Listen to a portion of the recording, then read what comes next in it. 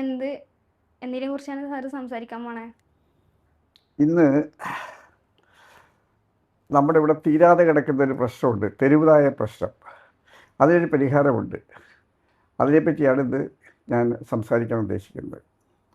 പാമ്പും ചാവില്ല, കോല് മുടിയില്ല എന്ന് പറഞ്ഞ രീതിയിലുള്ളൊരു പ്രശ്നമാണ് ഈ തെരുവുനായ പ്രശ്നം.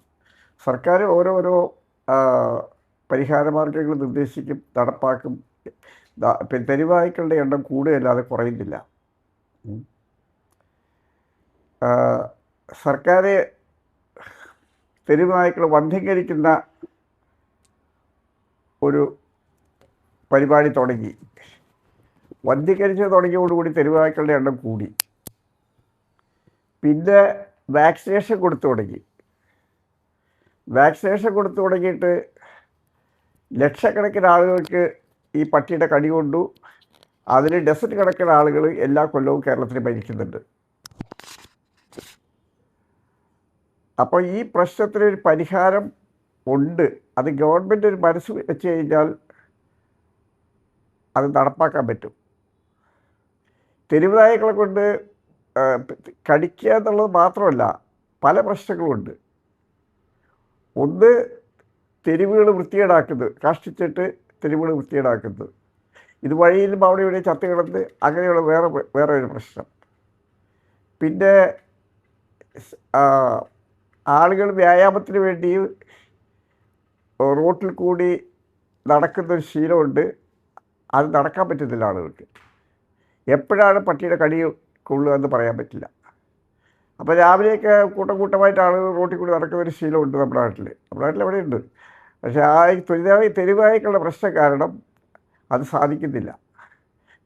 പിന്നെ ഓട്ടം അത് സാധിക്കുന്നില്ല. ഓടിക്കഴിഞ്ഞാൽ പട്ടി പുറകെ ഓടും, ഉറപ്പാണ്. ഇത് കൂടാതെയാണ് ലക്ഷക്കണക്കിന് ആളുകളെയാണ് ഒരു കൊല്ലം ഈ തെരുവുനായ്ക്കൾ കടിക്കുന്നത്. ഈ ലക്ഷക്കണക്കിന് ആളുകളെ കടിക്കുമ്പോൾ അവർക്ക് കൊടുക്കുന്ന വാക്സിനേഷൻ, അതിന് കോടിക്കണക്കിന് രൂപയുടെ ചിലവ് വരുന്നത്. ഒരു കൊല്ലം കോടിക്കണക്കിന് രൂപ. അതിൽ തന്നെ ഇത് കൊടുത്തിട്ട് തന്നെ പല ആളുകളും മരിക്കുന്നുണ്ട്. അത് വേറൊരു പ്രശ്നം. പിന്നെ ഇതിലൊന്നും നമ്മൾ ശ്രദ്ധിക്കാതെ പോയിട്ടുള്ള വേറൊരു പ്രശ്നമുണ്ട്. ഇത് നാട്ടിൻപുറങ്ങളിലും പട്ടണങ്ങളിലും വീടുകളിൽ നാടൻ കോഴികളെ വളർത്തുന്ന പരിപാടി ഏതാണ്ട് 99.9% നിലച്ചിരിക്കുകയാണ്. പണ്ട് നാട്ടിൻപുറങ്ങളിൽ ഏത് വീട്ടിലും, എല്ലാ വീടുകളിലും 8-10 കോഴികളുണ്ടാവും. പട്ടണങ്ങളിൽ അത്ര ഉണ്ടാവില്ലെങ്കിലും ഉണ്ടാവും. ഇപ്പം കേരളത്തിൽ ഏകദേശം ഒരു 60 ലക്ഷം വീടുകളുണ്ട്. ഏകദേശം 60 ലക്ഷം വീടുകളുണ്ടെന്ന് കൂട്ടുക. അതിൽ ഒരു 30 ലക്ഷം വീടുകളിലെങ്കിലും കോഴികളെ വളർത്തുന്നുണ്ടെങ്കിൽ ഒരു വീട്ടിൽ ശരാശരി ഒരു 6-7 കോഴി ഉണ്ടെങ്കിൽ ഒരു 2 കോടി കോഴികളുണ്ടാവും. 2 കോടി കോഴികളുടെ വില, ഒരു കോഴിക്ക് 400 രൂപ, നാടൻ കോഴിയാണ്, ഒരു കോഴിക്ക് 400 രൂപ വെച്ച് കൂട്ടിയാൽ 2 കോടി കോഴികളുടെ വില 800 കോടി രൂപയാണ്. 800 ലക്ഷമല്ല, 8 കോടിയല്ല, 800 കോടി രൂപയാണ്. ഈ നഷ്ടം സർക്കാർ മനസ്സിലാക്കുന്നില്ല. ഇപ്പോൾ ഒരു വീടുകളിലും കോഴികളെ വളർത്തുന്നില്ല. വളർത്തിയ കാര്യമില്ല. വളർത്തി കഴിഞ്ഞാൽ ഈ തെരുവായി പിടിച്ച് തിന്നും. അപ്പോൾ അതൊരു വൻ നഷ്ടമാണ്. ആ നഷ്ടം സർക്കാർ ഇതേവരെ മനസ്സിലാക്കിയിട്ടില്ല. സർക്കാർ ഈ തെരുവായ പ്രശ്നത്തിനുള്ള പരിഹാരം കാണുന്നതിന് ഏതാനും കോടി രൂപയെ ചിലവ് വരുള്ളൂ.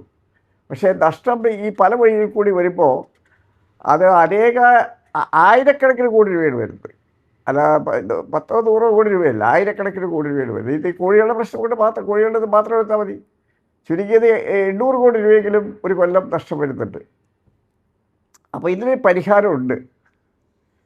സർക്കാരിൻ്റെ പരിഹാരം കൊക്കിൻ്റെ തലയിൽ വെണ്ണ വെച്ച് പിടിക്കുന്ന രീതിയിലുള്ള പരിഹാരമാണ്. അതായത് വാക്സിനേഷൻ എടുക്കാൻ നായിക്ക്, പിന്നെ വന്ധ്യകരണം ചെയ്യുക. ഇതെല്ലാം ചെയ്ത് ഇത്രയും വർഷമായിട്ടും ഇത് എണ്ണം കൂടുതലല്ലാതെ കുറയുന്നില്ല എന്നുള്ളത് ഏത് പൊട്ടനെ നോക്കിയാൽ മനസ്സിലാവും. അപ്പം ഇതിന് ശാശ്വതമായൊരു പരിഹാരമുണ്ട്. നമ്മൾ ഈ തെരുനായ്ക്കളെ കൊന്നു കൊടുക്കണ്ട. അവയോട് നമ്മൾ ഇത് ക്രൂരമായി പെരുമാറണ്ട. അവർക്ക് നമുക്ക് സംരക്ഷണം കൊടുക്കാം തെരുവുനായ്ക്ക്. എന്നാൽ തന്നെ ഈ തെരുവുനായ പ്രശ്നം തീരും. അതിനാണ് ഷെൽട്ടറുകൾ ഉണ്ടാക്കണമെന്ന് പറയുന്നത്. തെരുവ് നായ്ക്കൾക്ക് ഷെൽട്ടറുകൾ ഉണ്ടാക്കണം. ഇപ്പോൾ ഒരു ജില്ലയിൽ ഒരു 10 ഏക്കർ സ്ഥലം ഷെൽട്ടറിന് വേണ്ടി സർക്കാർ കണ്ടുപിടിച്ചാൽ ആ ജില്ലയിലെ തെരുവുനായ പ്രശ്നം തീരും. ഇപ്പോൾ ഷെൽട്ടർ ഉണ്ടാക്കുമ്പോൾ ഒരു പ്രശ്നം എന്ന് വെച്ചാൽ മനുഷ്യവാസമുള്ള സ്ഥലങ്ങളിൽ അടുത്ത് ഷെൽട്ടർ ഉണ്ടാക്കാൻ പറ്റില്ല. കാരണം ഇങ്ങനെ പട്ടികൾ കിടന്ന് കുറയ്ക്കുന്നതുകൊണ്ട് ആളുകൾക്ക് അതൊരു ബുദ്ധിമുട്ടാവും. അപ്പോൾ മനുഷ്യവാസമുള്ള സ്ഥലങ്ങളിൽ നിന്ന് ഏകദേശം ഒരു 1/2 കിലോമീറ്റർ അകലെ, ഇപ്പോൾ ഫോറസ്റ്റുകളോട് ചേർന്നുള്ള ഭാഗമോ അങ്ങനെ, അതുപോലെ അല്ലെങ്കിൽ അത് മനുഷ്യവാസം ഇല്ലാത്ത ഭാഗങ്ങളിൽ ഇനി അഥവാ 1-2 വീടുകൾ അടുത്തുണ്ടെങ്കിൽ ആ വീട്ടുകാരെ മാറ്റി താമസിപ്പിക്കാം. അവർക്ക് ഒരു ബുദ്ധിമുട്ടില്ലെങ്കിൽ അവിടെ താമസിച്ചോട്ടെ.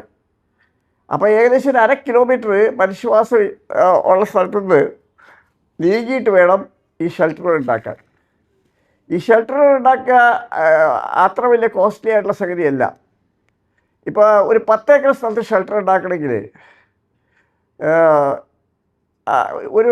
ഒരേക്കർ സ്ഥലം നമ്മൾ എടുത്താൽ അതൊരു ഈ 2 സെൻറ്റ് വീതമുള്ള ഒരു 40 കള്ളികളായിട്ട് തിരിക്കാം. അപ്പോൾ 2 സെൻറ്റ് വീതം, അപ്പോൾ 80 സെൻറ്റ് പോയി.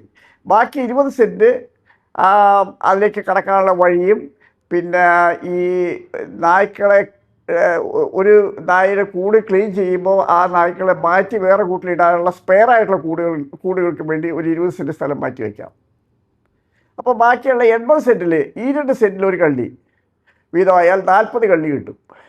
ഈ ഒരു കള്ളിയിൽ, ഈ 2 സെൻറ്റുള്ള ഒരു കള്ളിയിൽ ഒരു 10 പട്ടികളെയോ അല്ലാതെ 10-15 പട്ടികളോ അതിൽ വളർത്താം, അതിൽ കുഴപ്പമില്ല.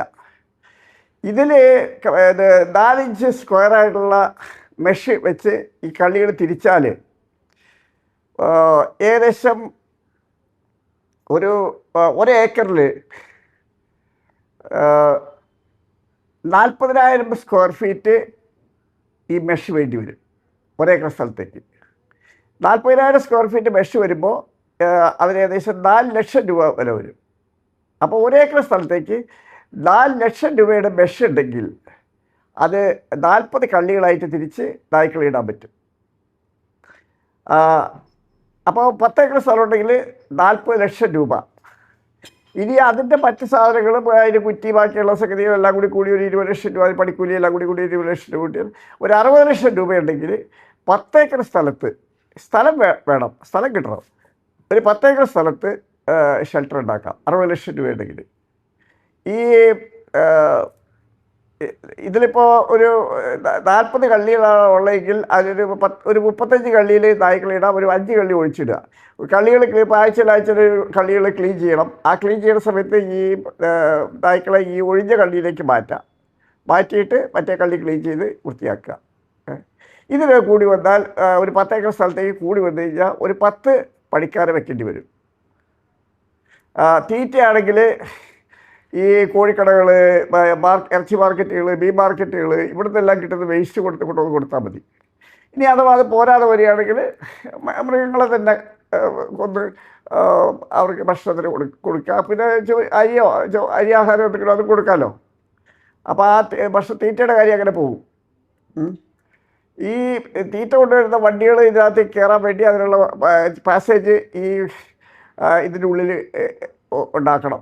അപ്പോൾ ആ പാസേജിൽ കൂടി ചെറിയ വണ്ടികൾ അത് കയറാം, അത് കയറ്റി ഇത് കൊടുക്കാം. പിന്നെ ക്ലീനിങ്ങിനുള്ള സംവിധാനം ഉണ്ടാക്കണം. പിന്നെ ഈ നായ്ക്കൾ ചത്തുകൊണ്ടിരിക്കും. ഇപ്പോൾ ഉദാഹരണമായിട്ട് ഇപ്പോൾ ഒരു 10 ഏക്കർ സ്ഥലത്ത് നായ്ക്കളെ വളർത്തുകയാണെങ്കിൽ ഏകദേശം 4000-ഓളം നായ്ക്കളെ, അല്ലെങ്കിൽ 4000-6000 ഇടയ്ക്ക് നായ്ക്കളെ വളർത്താൻ പറ്റും.